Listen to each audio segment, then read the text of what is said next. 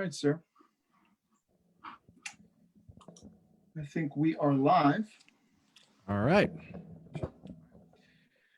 So, Luke, welcome, brother. Yeah, appreciate you bringing me on, man. Happy to come on and share. Yes, honored to be here. Honored to be here. Honored to have you here.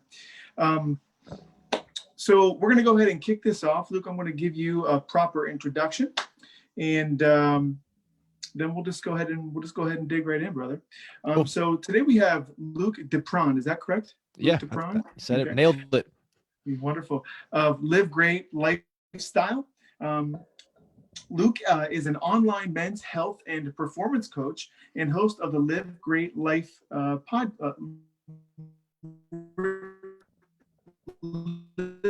Great Lifestyle podcast.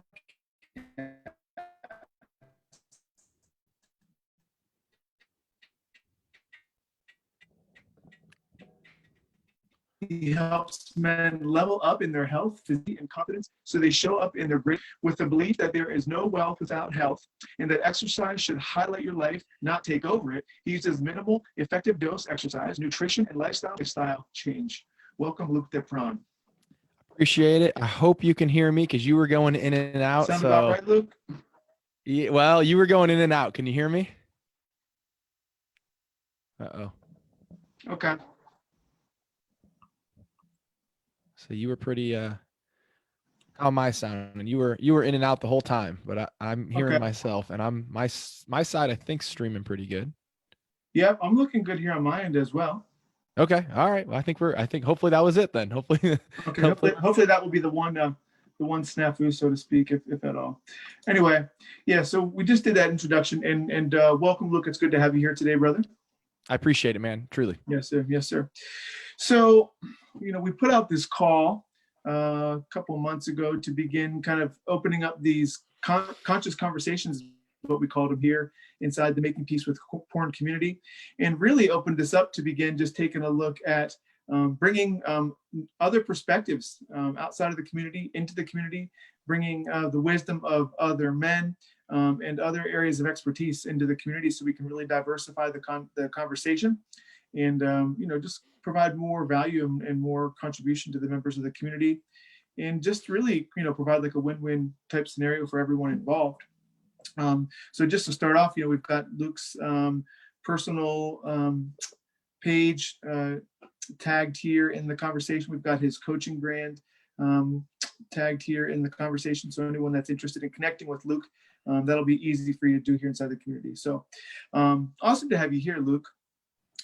And I want to just kind of give you some context for what I feel is like the most appropriate application for the conversation here. And I just wanted to then hand it over to you to kind of maybe provide your personal introduction and some background. Sure. As I was mentioning to you, as we were kind of opening the conversation up before we jumped on live here today, we were talking a little bit about, that, Making Peace with Porn community. We're obviously a porn abstinence, a porn addiction coaching type organization, really helping men uproot the habit of porn from their lives and really create freedom and liberation in that life. And underneath it all, there are really strong undertones. We have this culture of personal development, spiritual development, expansion. We know that as the man grows and expands and really it grows in his own life, the habits that no longer serve us more easily fall away, and it's like when you're feeling good, it's easier to make better life choices, and it all kind of comes together. So we have a really strong theme of personal development within the organization. Part of our regiment for our group members going through what we call the Liberation Boot Camp is a daily regiment of not only exercise, but meditation and reading and writing, like personal development work. And we know there are like such implications to health in all key areas of life in terms of just living a better life, making better decisions, and I think just general overall quality of life. So that's why I felt it was really, really appropriate to have a health expert here inside the community just to kind of touch on some of the stuff, regarding men's health and well-being. So it's really good to have you here. And that's kind of some of the framework or the context for why I thought this would be a relevant conversation. So I want to ask, are you hearing me good and everything coming through good on Yep. your end? Yep. You're good Okay, now. cool, man. And so I'd love to just hand it over to you. Maybe you can just kind of share a little bit about your background, your history, and the work you're doing, and why is it important to you? Sure. Yeah. Yeah. And I'll make this brief because no one who wants to talk about themselves. Uh, So yeah, I'm originally from Illinois. I live in San Diego now. Went to school for kinesiology, so the study of movement, exercise science. So I always had a passion for exercise, and I had a desire to, um, help people. And this was kind of the merging of those two paths. So originally I was in school for business and realized I absolutely hate all of this stuff. And I'm going Yeah. home reading about nutrition and exercise. So it's been a long journey since then. That's about, I think, 10 or 12 years ago now. That I was going through that program. I've done everything from personal training to working in rehab studios where I got to work with, people who had been in car accidents, could barely move, to Olympic level athletes preparing for the games, to mixed martial artists, to kind of where I find myself now, focus more on the lifestyle side of coaching, where we're helping men integrate lifestyle and fitness strategies. Because the problem was, when you're a personal trainer, there's far too much responsibility on you as the trainer. There's too much hand holding, where it's more about empowering guys to step in, step up, and then kind of step into that greater version of themselves where they're going to have to do the physical workout on their own, providing a level of accountability, a level of direction, course correction along the way, of course. But ultimately it's a path of, to me, fitness is the easiest path or proof positive of personal development, of a growth mindset, that if you put in physical work, if you put in effort over time, things will change. And I think that's ultimately the greatest gift fitness can give us, beyond just the fact that, of course, obviously being healthy, having more energy, having more confidence, all of these things. Um, every aspect of your life, whether you're a parent, whether you are an entrepreneur, I tend to work with a lot of entrepreneurial guys. It doesn't really matter what it is that you're into. You can be into basket weaving for all I care. It will be positively impacted if you improve your relationship with your health and fitness. Of course, Mhm. we can take this to the extreme when we start getting into performance and fitness, where there's going to be some downside. We would be cutting into possibly social time, cutting into possibly time with loved ones, with our kids, if there's a training aspect. But for the average person who's not a professional athlete or a competitive athlete at this point, there's nothing that won't be positively impacted if you improve your health and fitness. It's that wide ranging. And that's what truly excites me. Most people probably come to me with a weight loss goal. Hey, I want to lose 20, 30 pounds. And that gets you in the game. But I promise you, what's going to keep you in the long haul is how you feel. And that's Yeah. honestly what kind of lights me up, is when, again, somebody has this transformative experience in how they feel. Yeah, man. Absolutely. Yeah, I love that. Like I just got done doing my daily exercise routine here and just feeling so good. And yeah, man, it just impacts, like exercise just feels good. It makes you feel good. It's like better than drugs, man, and yeah, so it conveys to every other area of life, and that's why we place such an emphasis on it here in the community as well. I always say, I'm like, when somebody has got the bug, or somebody like takes up exercise, because they become almost obnoxious with it online. Like, they're posting their recipes, they're posting their food, they're posting about their workout. And you're like, all right, we get it, man. You like CrossFit.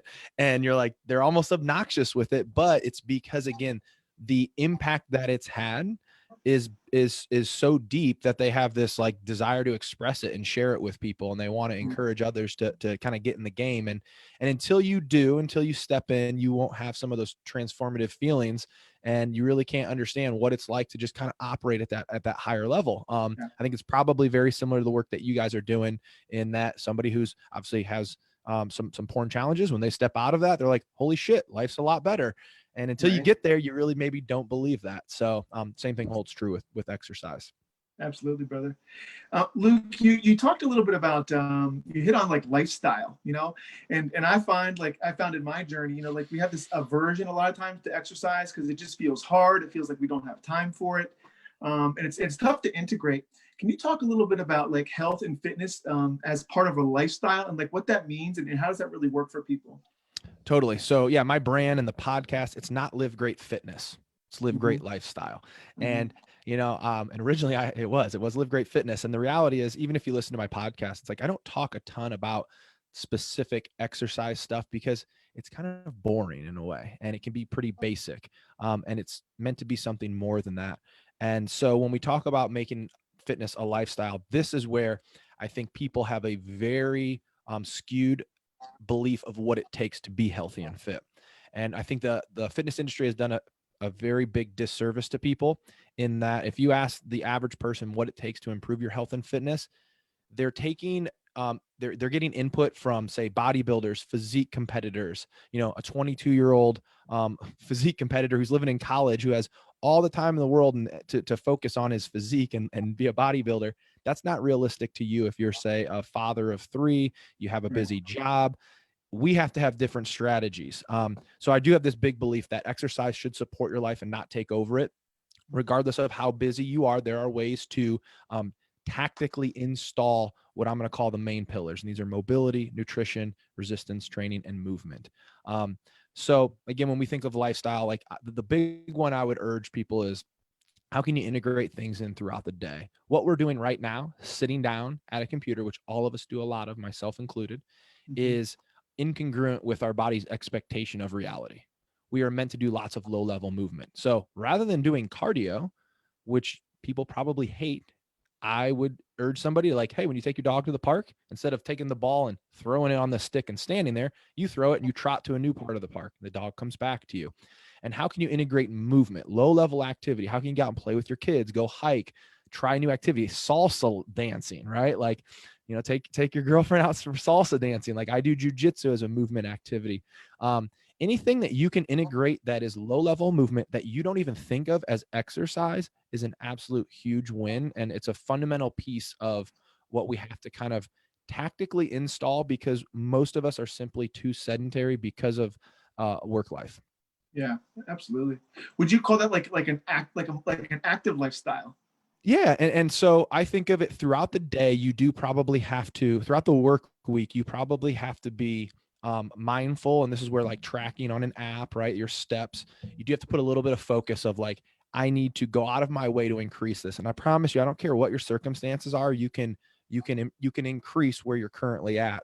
And I've had people who they work in office buildings. It's like when they get to the office building, they walk up the stairs, down the stairs, up the stairs every time. So it's like they add an extra lap on their work break, taking work calls. And like, I live in California. I live in a tiny little apartment. It's 700 or 800 square feet.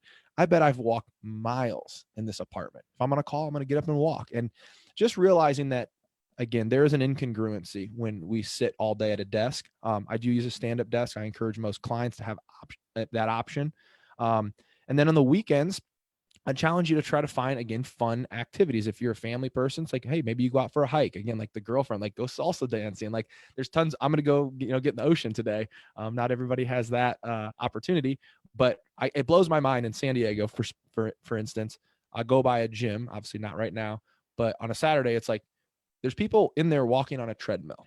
And I'm thinking it's almost like you're building yourself an excuse to quit, because who would blame you on your day off that you're going to go get on a treadmill when instead you could go like down to the bay and like rollerblade and like stare at cute girls and talk to your buddies or play pickup game of basketball. Like there's a million ways that you could find something fun that you enjoy that doesn't feel like exercise. And we just need to increase a level of that. So that shouldn't even, honestly, that type of stuff, you want it to not even come up on your radar. It shouldn't be another to do. It shouldn't feel strenuous. This is that shifting your lifestyle, just becoming a more active individual. Yeah, love it, brother. I found in my journey, and I think a lot of guys experience this. A lot of people experience this as well. Sometimes it's hard to get started. There's just like this mental block. I worked with one coach one time, and he began encouraging his clients, or kind of just creating some momentum with his clients. He said, "All right." Even the guy's 100 pounds overweight or whatever, and he just can't seem to get himself moving, So this coach, he would start by just having the guy. He said, "Can you put your tennis shoes on and go stand in the front yard?" That was his assignment for 1 week. The next week it was just begin walking around the block. It's just like, can we just take baby steps to begin moving ourselves into this more active lifestyle or just more fitness? Can you talk about like the mindset or some philosophy or some ideas around kind of jump starting maybe your fitness journey?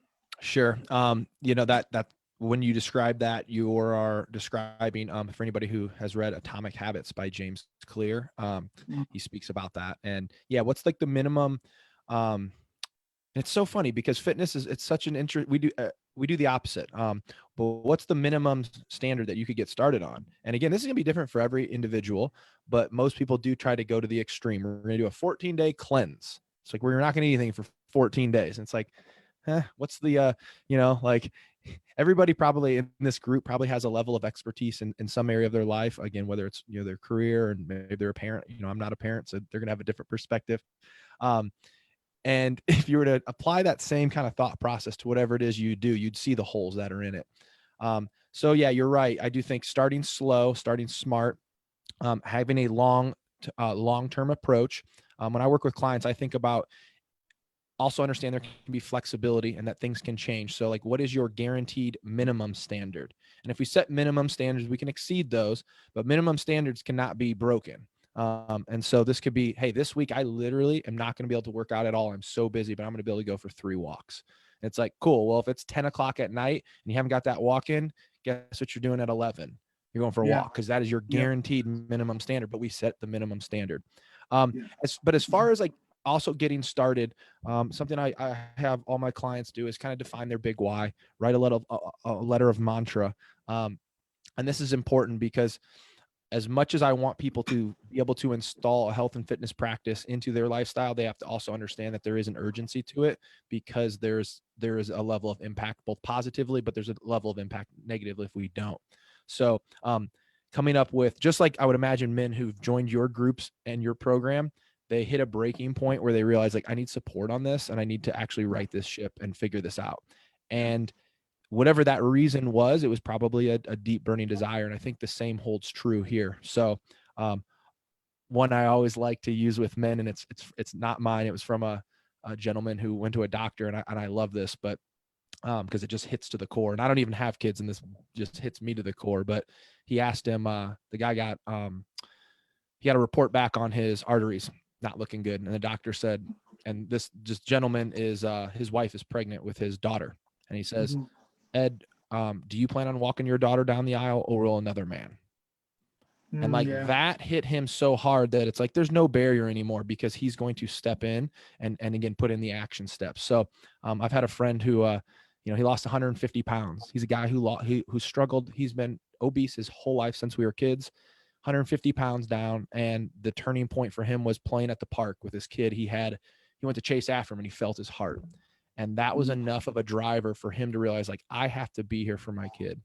And so having a level of like, why are you trying to do this? Focusing on, how is your life going to improve? What are you going to do differently? And actually craft out a little bit of a story of that future version of yourself to inspire you, because there's going to be days you don't want to do it. I have days I don't want to do it, until you get over that hump where you've realized it's a self-fulfilling thing based on, I do action A, I feel B, and I want B.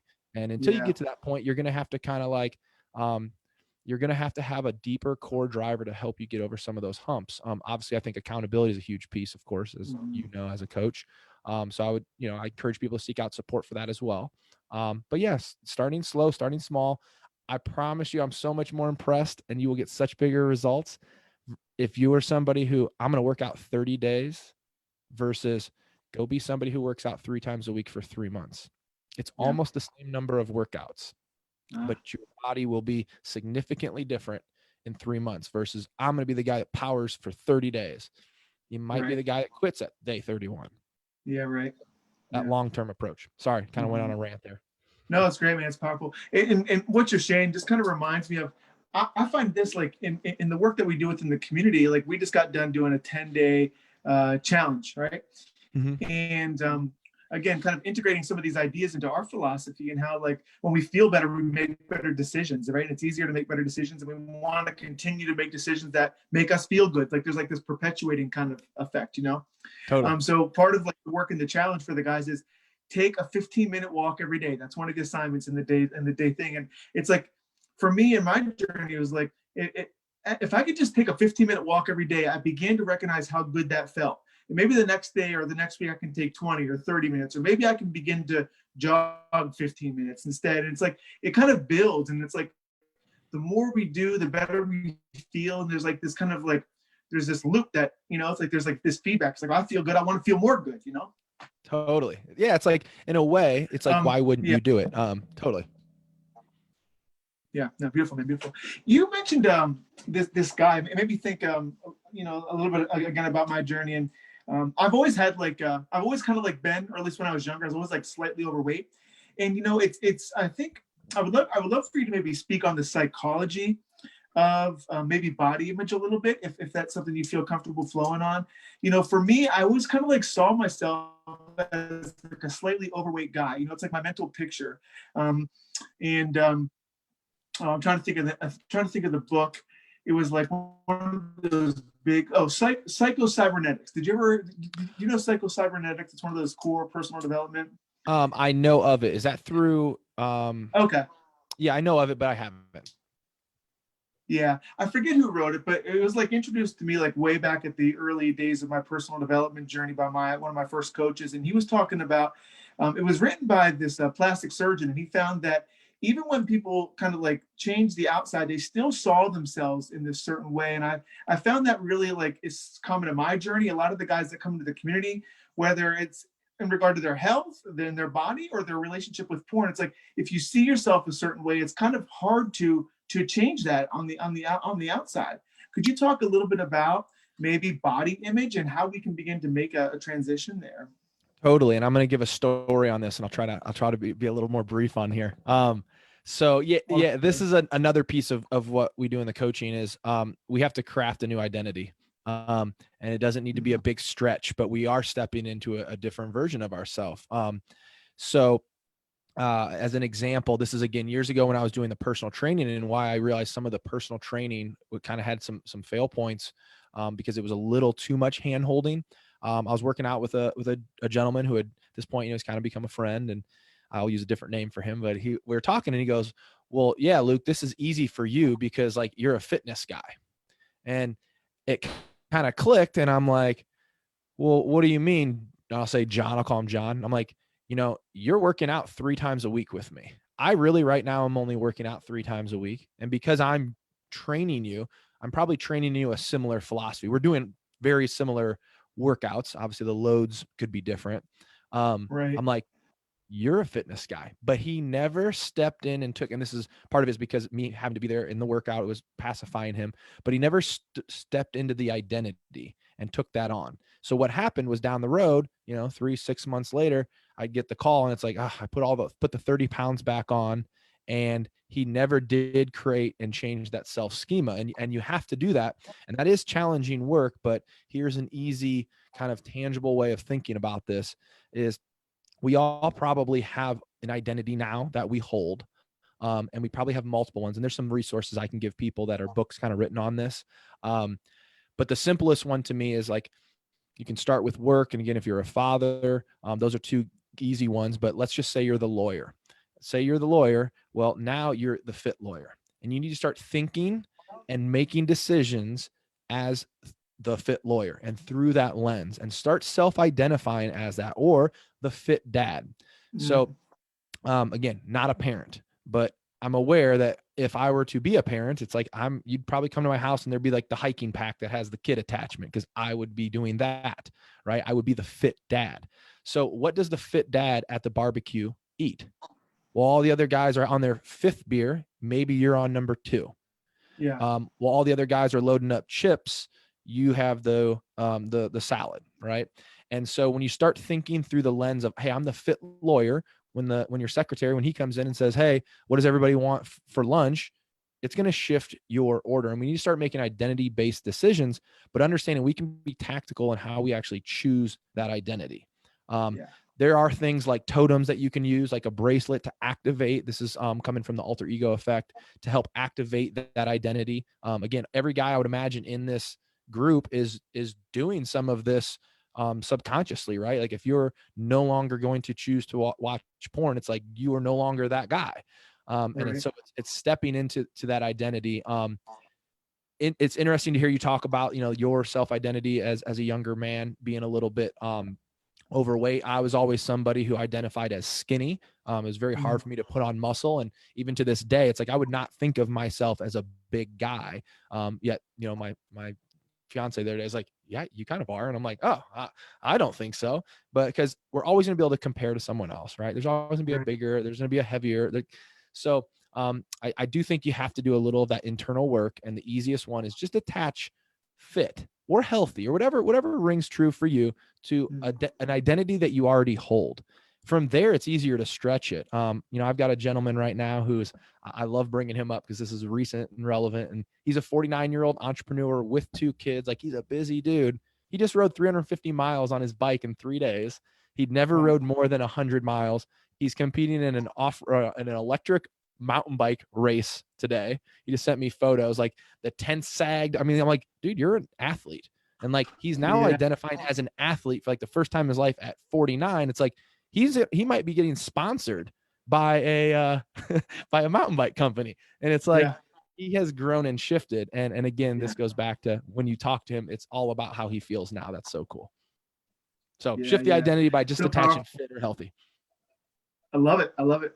Yeah, it makes me think, and just like thinking about the work that we're doing inside the community, 2 pieces there. One, like our slogan is "We are noble men," and it's making peace with the poor. We are noble, and we're always just kind of striving and taking on that identity of nobility. You know what I mean? And just kind Mm-hmm. of moving to move our lives and move ourselves and our actions and our way of being, and just to greater levels of integrity, of nobility, and honor. And the guys in our coaching program, they begin taking that slogan on, and it's like noble men. It's like I want to act nobly, and I think there's a correlation there I see, and that's really cool. I appreciate I that. I love that, dude. Noble. And I mean, you know, it's funny. The word that jumped out for me when I think of that is also like congruency popped out, like doing what I said I was going to do. That Yes, becomes a huge piece of it again, whether it's I'm not going to open the, I'm not going to pull it up today, or I'm exactly, going to do the workout. Right. So, yeah, I exactly, like that. Noble. That's exactly. fantastic. Yeah, and we also have this exercise we use in our program. It's called interrupt the pattern. And you mentioned these totems that people would use, and like one of the pieces like toward the end of the program that I recommend to the guys is getting like a mala or getting something like a wrist bracelet, just to kind of just as like a reminder and something Mhm. to like visually identify and something almost part of your identity to like signify this new way of being and this higher way of living. Yep. It sounds so woo when you start talking a Mm, way of being, but it ultimately, that's 100% what it is, because I feel we will always struggle. And again, I'm going to stay in my lane, in my world. It's like, but this may resonate with your work. Um, we will always struggle if if we're still that version of ourselves trying to do something. It's like, it's always going to be mm, challenging. But if we become this different version, this grown version, it's like, this person doesn't have to struggle. And it can yeah, be a quick shift. If you're open, I'll share a quick story, and I will be brief with this one. of course, brother. Um, I was at a personal development conference. We'll call it that. It was kind of like a business personal development conference, and we were doing an exercise where we're going to break a limiting belief. And I wrote down, I find writing difficult. There's a reason I host a podcast, and you're like, yeah, Luke, you're really wordy. Shut up. So this gentleman next to me, who now is one of my best friends, he turns to me and he goes, "Hey, can you put my notebook on the floor? And it's easier for me to write there." And I turn, and this is a gentleman who's a quadriplegic. And so Mm, I put his notebook on the floor, and he's about to jump down. I'm like, "Dude, can I just lift you down there instead of you jumping down to the floor?" So I put him on the floor, and I look over, and he's got the pen in his mouth, and he's writing his limiting thing that he wants to break through. So I wow. watched him write that, and I just went straight to my paper and crossed off, writing is not difficult for me. Yeah. And that was enough of a shift. And it was like a month later, I ended up writing for the Huffington Post for a year. And it's like, Right. I still don't necessarily maybe identify as like a tremendous writer. I don't think I don't have a desire to sit down and author books. I might, I would outsource a book verbally. But that was enough of a perspective shift that I have Yeah. at least left the identity of writing is difficult for me. That's no longer Yeah. there. And so I think some of these things can happen quickly, and they can really be a powerful moment where it's, again, I'm no longer identifying as like, again, I'm an overweight guy. No, I'm a guy in action who's going to be healthy and fit. And eventually I'm a healthy, fit guy. Yeah, I love that, dude. It's like changing the story. It's like Mm-hmm. it's no longer I'm a bad writer, but maybe we are intentional about spending 5 minutes every day improving our writing skills. And now our news story can be, I grow as a writer every day. It's just Yep. such a simple shift. Yeah, man, I love it. And that's the beauty of exercise. And again, specifically when we're talking like a little bit more of like the strength training side, it is practice every day. And if you take it on as practice, and it doesn't have to be every day, but if you take this on as practice, like I'm just practicing improving, and that to me is such a fun and powerful space to approach it from. And it's like, man, pretty soon I'm going to get pretty good at this exercise thing and this eating healthy thing. And like, watch out, I'm getting Yeah. pretty good. I'm getting better. And, Right. 6 months, a year down the road, it's like, man, you're a different dude. Yeah, bro. Absolutely. Whenever I really began making some more powerful shifts in my fitness journey, coincidentally is when I hired a coach. It's like, it's such a Sure. powerful statement and personal declaration. But for me, he's this older guy. He's in his 60s. He worked at the local YMCA, and he was like a Navy guy, and he had just always been fit. And he was the guy who was 60 years old. He was doing pull-ups, and he was like in there doing pull-ups and all this kind of stuff. And he was a great model, a great example to me of like, health as we grow, and even in our older years. And I really appreciated that. And he introduced me. I'm a pretty consistent, like, plant-based guy.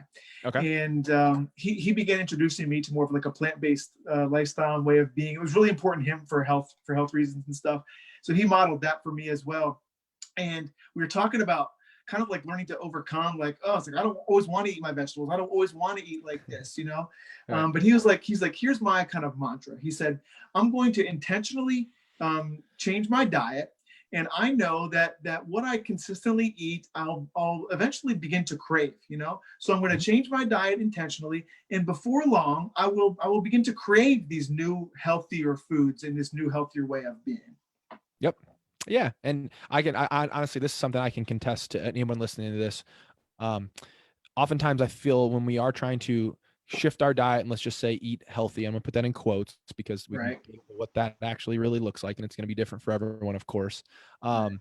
Although I mean, there's some staple things but it can be, again, it can be simple, it can be less time consuming, and it can fit within your life, and it doesn't have to be this very like overly, it doesn't have to take over. This can be finding go-to meals, a few easy recipes that you like, that you enjoy. And I promise every person that I've watched go through this process experiences exactly what you were just talking about. Unhealthy or healthy foods begin to taste good. Yeah. Unhealthy foods tend to all of a sudden be like, ooh, there's something I don't like about this. Right. There's always going to be a few unhealthy foods that always taste good, right? Like, Yeah. for me, that would be like a chocolate chip cookies, my go-to dessert. But strawberries don't have a chance of tasting good if your taste buds are inundated with Skittles. Yeah. So the hyper palatable processed food is really the big, it's the big trap. And if we can get over that a little bit, again, some of these new flavors are going to really unfold, and you're going to like appreciate. This sounds silly, but it's like like a good strawberry, like a in season strawberry. It's not just sweet; it has like flavors, like robust flavors. But if you Yeah. don't have, again, if you haven't removed a lot of the crap, it's just it can't compete with, again, some of the manufactured foods. So, Yeah. yeah, but you're right. You get to where you're like, yeah, I want this. And then again, you feel Mhm. better. So you have another feedback loop because this makes you Right. feel good. And then eventually you'll fall back into the trap of, why did I eat that entire carton of Ben and Jerry's? I feel sick in my stomach. Right. And I did it again. And it's probably no different than, what many guys, going through a porn abstinence challenge probably have experienced, where it's like, shit, I said I wasn't, and then I did. And with Yeah. food, it's food. It's interesting with food. Everyone's heard the term food porn. And Yes. there is some very interesting science behind the manufacturing process of processed foods that make them extremely hard to not overconsume. And again, Mm. I don't think that people need to get rid of them altogether, but you need to understand that process and how it impacts you, because there will be a level of self-guilt that I think people fall into. And if you can get past that and understand, hey, the way Doritos are manufactured, that's why I ate that whole bag. It's not Yeah. necessarily just a self-control issue. And then you can start making some changes as far as controlling the environment. Yeah. Absolutely. Um, thinking about that, I began like, there's a guy named Dr. Joel Furman. He wrote Eat to Live. I don't know if you know that book and that I philosophy. do know the book. I've heard of him. I've heard of the book, but I Yeah. can't, like, his name didn't pop out to me. Yeah, he did this. He's a plant-based guy as well. He omits a lot of animal products, but his whole study, and he's a doctor, is like the like people really radically like improving their health conditions, heart issues and stuff like that through like more of a plant-based diet. But his whole thing, his emphasis is really on nutrition, like nutrients to calorie kind of ratios and stuff like that. And that's been a shift for me, and it kind of ties into everything we've been talking about. Just focusing on a higher degree of nutrition, and wanting to eat more nutritious and like feed and fuel my body with better things, And I find that, yeah, it's like as we grow, and that's what we place such an emphasis on personal development and personal growth in our group. It's like as we grow and we become more aware and we are intentional about shifting our habits, the things that no longer serve us, it's like we lose the tolerance for them. It's like once you begin to feel great and you're eating healthy and clean and you're exercising every day, when you eat that full carton of Ben and Jerry's or that whole bag of chips, which we can all do, you recognize it's like, oh, you know what I mean? It's like your tolerance has changed for that stuff. Totally. Yeah. And again, this is, I have, my philosophy, I would eat a paleo-ish diet. So if we looked at like plate for plate, I'm going to say I eat about as much vegetables as the probably average or a very good, plated nutrition, vegan, right? Like I eat a ton of produce. I do choose to source my protein through animal products. It's simply a easier tool to, get all of the nutrients, less complicated. But yeah, as far as losing the taste for things, like I haven't had a pop since I was 18 years old, a soda, depending on where you're at. Yeah. And that may sound crazy to somebody, but it's like, there's no desire. Like, it's not like, oh my God, for the last 18 years, I've had this like low level craving for a pop that I've not satisfied. Right. But there are going to be some times where, again, I'm going to indulge. And this is where I would say like using the 80-20 rule or the 90-10 rule. You don't have to go full bodybuilder. You don't have to go, whether it's, full carnivore, full vegan. At the end of the day, we are all going to die. And if you having a piece of cake at your kid's birthday creates a special moment for you, have the cake. Right. Now, if you're coming to me and you're saying like, well, it was my dog's 3rd birthday and I wanted to have that cake with my dog. Well, we're going to have a conversation. It's a dog. Right. Like, so we can't justify it too many times, but there's plenty of opportunity to sneak in quote unquote bad food, and it won't necessarily stall your progress. Specifically when it comes to, when it comes to weight loss, which is oftentimes, again, a starting point for many people, total calories is going to be the biggest and most important piece. Again, I would urge people to take a quality approach because what you eat does affect how much you eat. But oftentimes markers of health, and again, I'm throwing out the asterisk, I'm not a nutritionist, but if you look at the markers of health, they tend to come down as the weight comes down as well, regardless of what the food type was. Interesting. Yeah. So again, you don't have to, it gives a little bit of freedom, a little bit of wiggle room. And this is where some people will use, like, if it fits your macros, they're going to count every single little calorie in macro so they can eat whatever they want, as long as it fits within these ranges, and they will lose weight and you will see markers of health improve. So that is one option. Again, I don't personally prescribe to that because I don't want to count calories. So I'm going to do it more through food type, but it is important to understand that, because that means you can have some of those quote unquote unhealthy foods. And if you're in a weight loss phase because you were overweight, you will see your health markers improve as well. Meaning like your cholesterol will go down, your blood pressure can go down. So keep that in mind if you're listening to this and you're thinking, holy shit, I don't know if I can cut everything out. You don't probably have to, but you don't have to. Yeah. That's cool.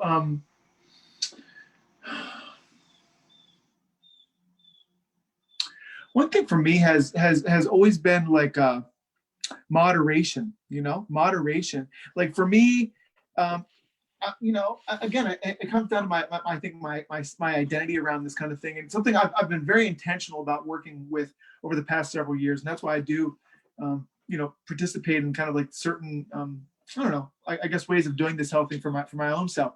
But it was like moderation, it's like, it was always hard for me to eat just a couple chips or not eat until I'm full. or I also noticed that I had a much greater tendency to overeat junk food than I did like vegetables and fruits. You know what I mean? It's like, what's that about? But can you talk a little bit about maybe anything you heard there, or just this idea of learning to be more moderate and mindful with our eating? Yeah, and it's interesting. So, I know, again, possibly people's perspective of me, like, oh, well, again, you're the fitness guy. That's easy for you. Right. I have very little ability for moderation as well when it comes to food. So if you were to say again, like, do you want a chocolate chip cookie? The question that I would then return with is, how many do you have? Like, Right. or like, how many do you want? And like, it's like, how many do you have? I could eat them all. And so I will touch on just a quick little science piece for people to hammer this point home. So a couple of them, and I actually encourage everybody. This is kind of like required reading. The Extraordinary Science of Addictive Junk Food. Mm. So there's no person that I'm aware of that is getting and becoming overweight by eating, say, chicken breast and broccoli. Right now, Right. that's an extremely boring diet, and who's going to do that? No one. But things like, say, so it is the hyper palatable, hypercalorically dense foods that are causing weight gain for most of us, meaning we're overeating, again, Snickers, chips, bagels, processed foods. And again, the manufacturing process on this, food scientists have been brought in to every food company that makes a food, and they're trying to make a product that you enjoy the most. And it sounds evil when I start to describe this, but it's no different than, I struggle to moderately stay off this damn phone, right? I need to like Right. not have it in my hand, because as soon as I pick it up, it's like, oh, I've already got 3 messages, an Yeah. Instagram Right. message, a client, like, so I'm not mad that Apple made this really good. Right. Right? So things like, take a Cheeto. You could eat a Cheeto puff. You can just pound through the whole bag, and you're like, how did I do that? Right. Well, a Cheeto, when you eat it, it actually fails to elicit the hormone leptin. Leptin, when you normally eat, triggers to your hypothalamus and tells you that you're full.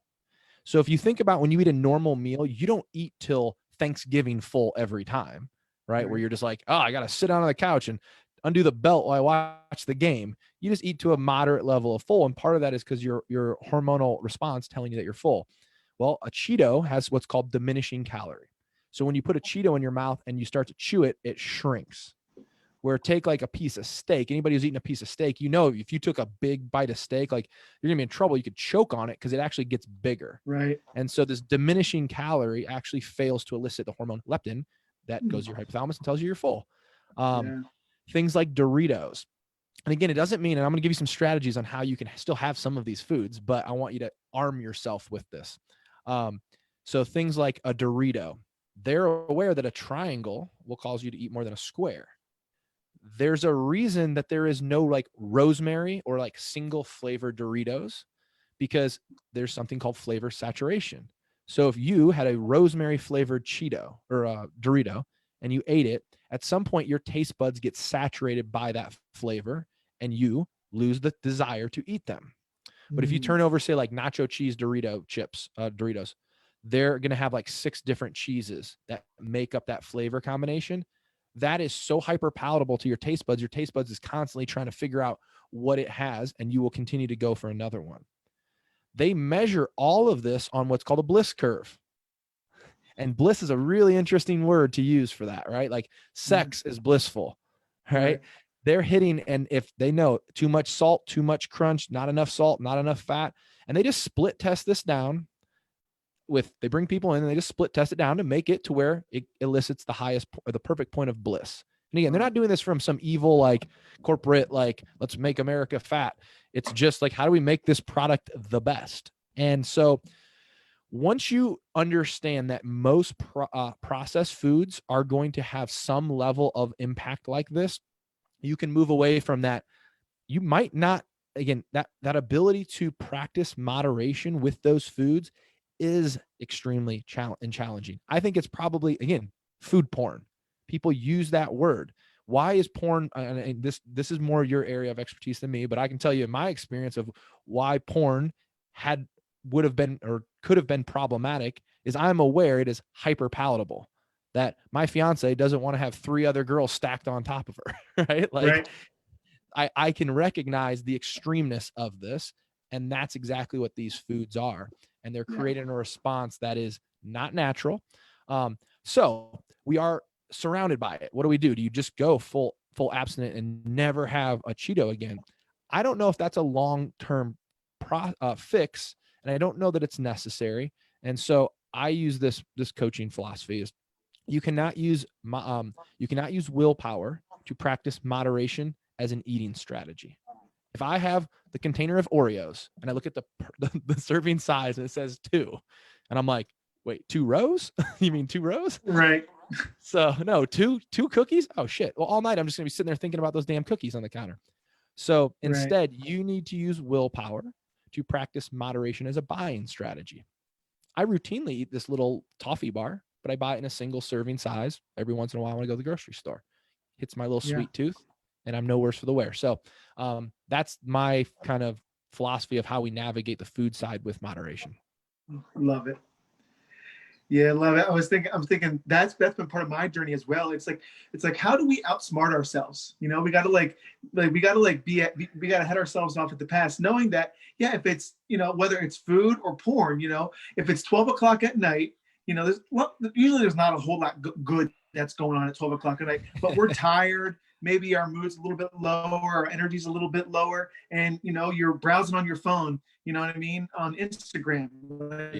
You're going to get triggered, if you got an issue. Same thing with the food. If the crap, the pizza or whatever is out in the kitchen, and your energy, we call it, you got to keep the guardian at the gate. You got to be mindful and watch yourself that you don't set yourself up for failure down the road. So part of that for me is just not buying the chips, not having them in the house. You know what I mean?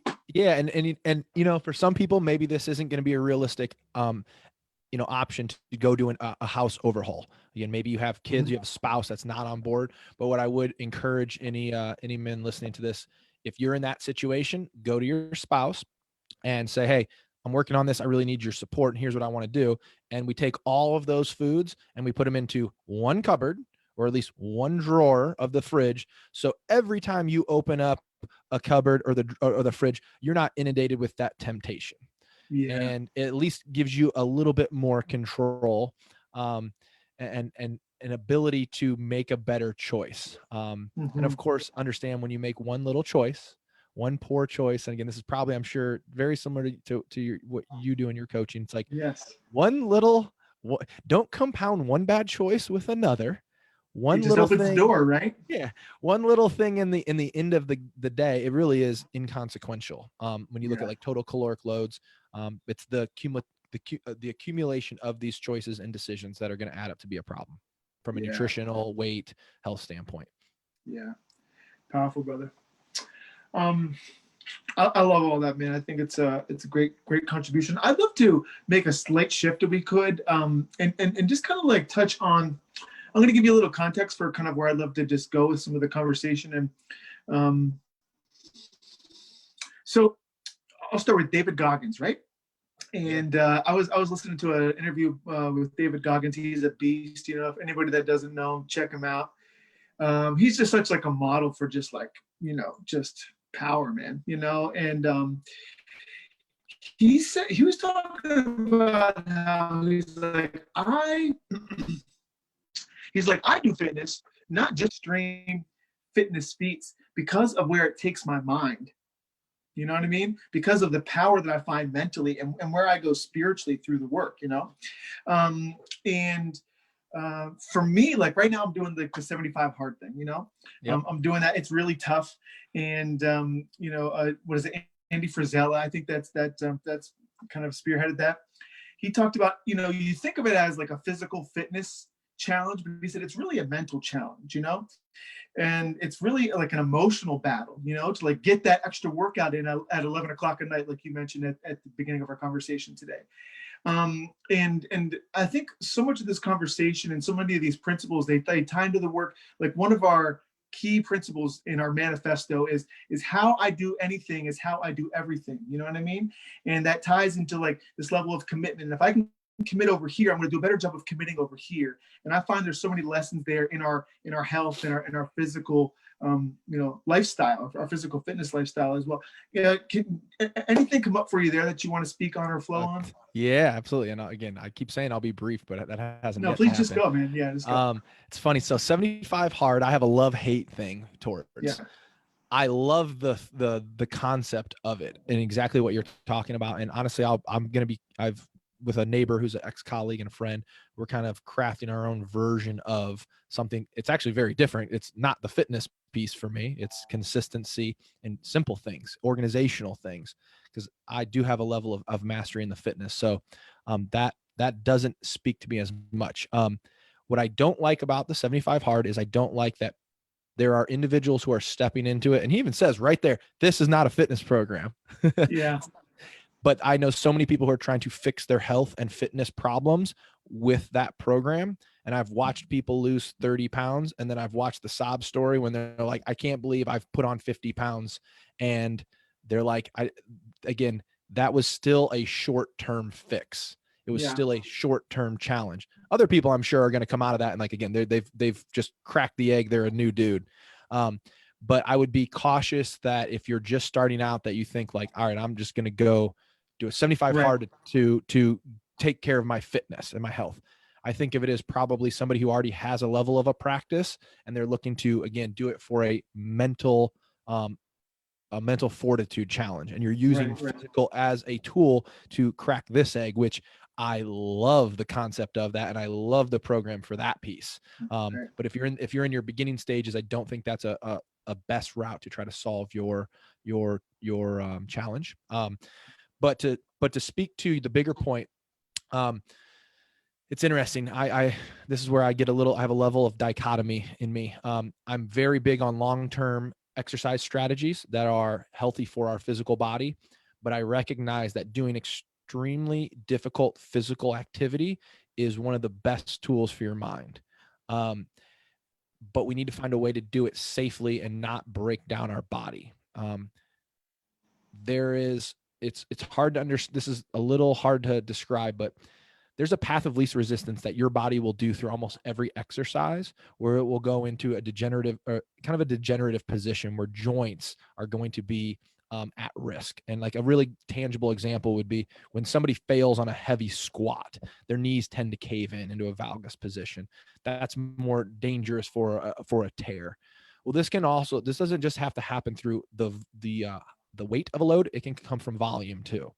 So, how do we find and like use exercise as that mental piece? My favorite avenue is rucking. So like jujitsu is great, but I was just out for a year because I tore my meniscus and MCL doing jujitsu. So I get phenomenal mental strength from that, right? Because when you're in a shitty position and your head's jammed against the wall and you're just feeling like you're suffocating, you can't breathe and you're tired and you're exhausted and you can't move. And then you're like, well, I better move because I'm about to get choked to death. And so I love the mental side of that, but that cost me that that's degenerative change down the line. So something like rucking is a really useful tool that I like to use. And it can be, you're putting a weight in a pack and you're going to go like, I have like a 1.5 mile loop at my house or down at the park. And it's like, I just set little guidelines of I can walk, but I can't stop. And I just go up and down this trail. And it's like, today I'm going to get 5. And at 3, I wanted to quit. Right. And it's like, get to that next tree. And you can always find that point of failure. And then you can decide to go a little further. And that is a beautiful tool and a beautiful lever to be able to pull from fitness. So I do encourage people to be tactical with that, but also do it intelligently. The last thing you want to do, it's like, this is like when CrossFit got popular. We used to have people come into the rehab studio and like they'd be injured and they'd be like, what'd you do? And they'd be like, heard it doing CrossFit. And they almost said it like with pride. And I'm like, hold on, you got injured trying to get healthy? Right.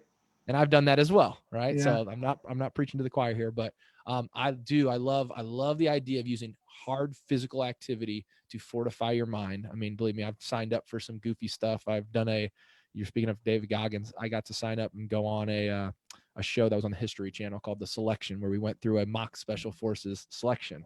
And I lasted 3 days before I pulled the plug. Yeah. I think the guys lasted 9 that made it through. So I Wow. can totally resonate with the desire to do these really physically demanding activities to push your mind, but do it for that purpose, for your mind, not thinking you're like going to expedite any process in your body. Really, you're probably going to do more harm than good. Yeah. Yeah. Love it, bro. Well, yeah, man, I think we can kind of begin to draw toward a close here, and unless there's anything else you want to hit on, but I do have maybe I want to kind of give you an opportunity just to kind of like recap and kind of give your couple like golden nuggets, principles or pieces of advice that you would offer to the guys out there. But I'd love to maybe just open it up for you to, if there were like a couple, 2 or 3 kind of key principles, or like what are the kind of key things that you think someone would be helpful for a guy to know in terms of his own personal health, physical fitness, or maybe just kind of stepping into that journaling, a couple principles to live by, maybe. Yeah, I would say, start slow. Mhm. You definitely have to come in with a level of self-love and forgiveness, because you're going to mess Yeah. up. You're going to miss a workout. You're going to eat something bad. So you have to let that go.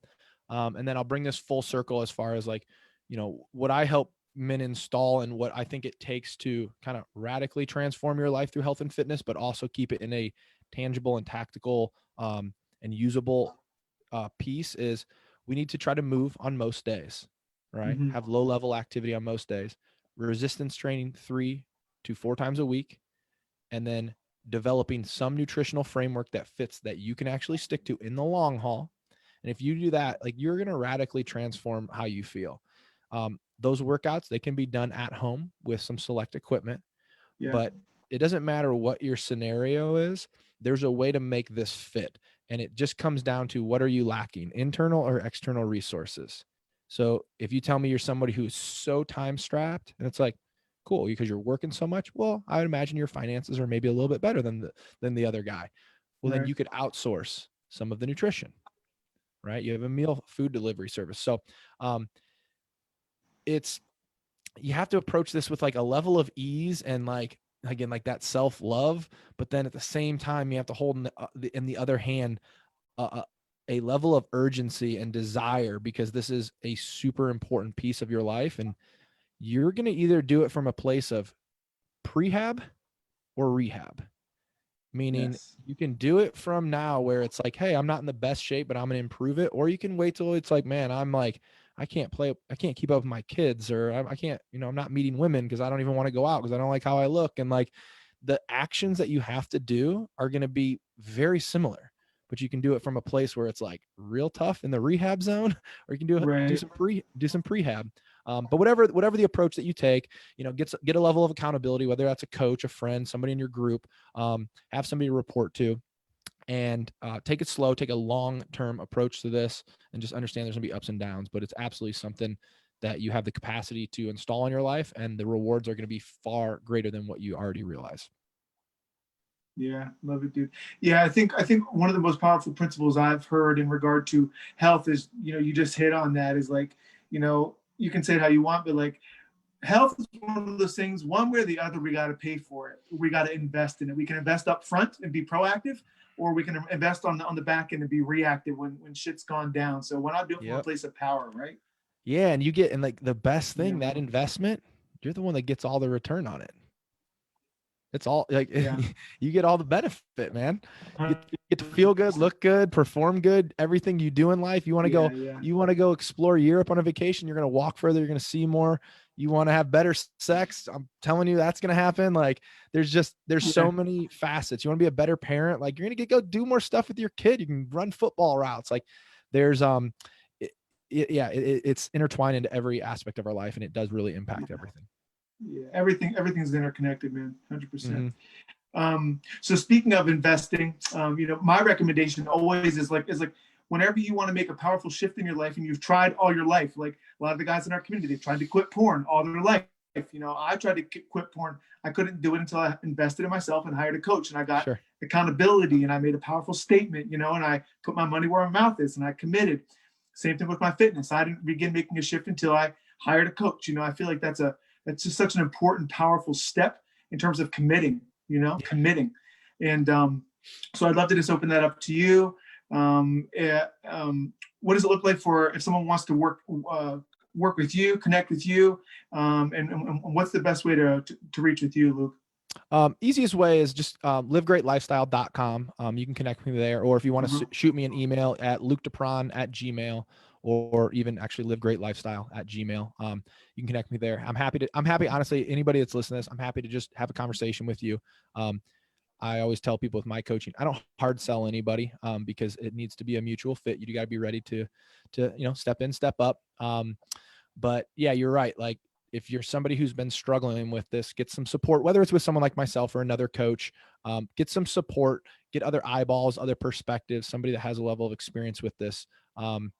Because believe me, I've done it too. And I've hired my share of coaches as well. And I've hired some bad ones too. But it's like, we can get off the struggle bus, and we can find a shorter, easier path. And obviously, you're doing great work in your arena with guys. And I'm happy to support anybody that I can. And again, whether that's just with a little bit more tangible direction that you need, and you're going to go run and do it on your own, great. But if you need further support, we can talk about that too.